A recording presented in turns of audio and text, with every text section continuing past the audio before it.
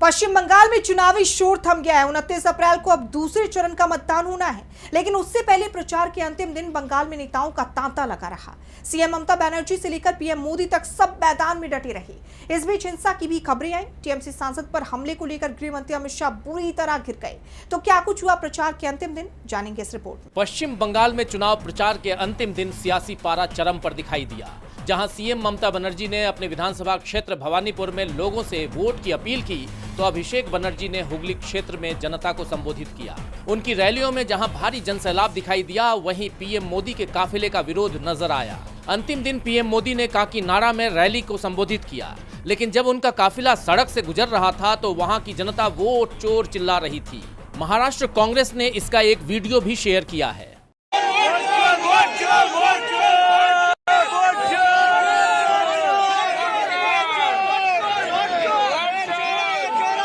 जिससे साफ जाहिर है कि जनता के बीच बीजेपी को लेकर कितनी नाराजगी है। वोट चोरी को लेकर विपक्ष के आरोप इस चुनाव में उसकी परेशानी बढ़ा सकते हैं। वैसे इस वक्त पार्टी की परेशानी गृह मंत्री अमित शाह का एक बयान भी बन गया है।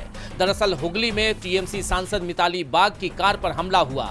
टीएमसी का आरोप है कि भाजपा समर्थकों ने उनकी गाड़ी पर ईंट, पत्थर और लाठियों से हमला किया। हमले में कार के शीशे टूट गए। सांसद और उनके ड्राइवर को चोट आई है।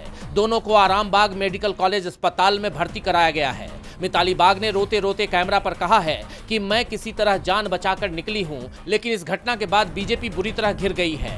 टीएमसी का कहना है कि अमित शाह ने धमकी दी थी कि जो कोई भी अपने घर से बाहर निकलेगा उसे उल्टा लटका दिया जाएगा।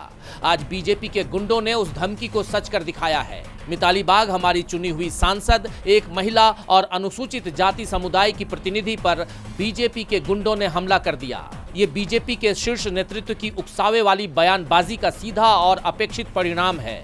एक अपराधी ने धमकी दी थी और उसके समर्थकों ने एक वंचित समुदाय से आने वाली चुनी हुई महिला प्रतिनिधि के खिलाफ उस धमकी को अंजाम दिया।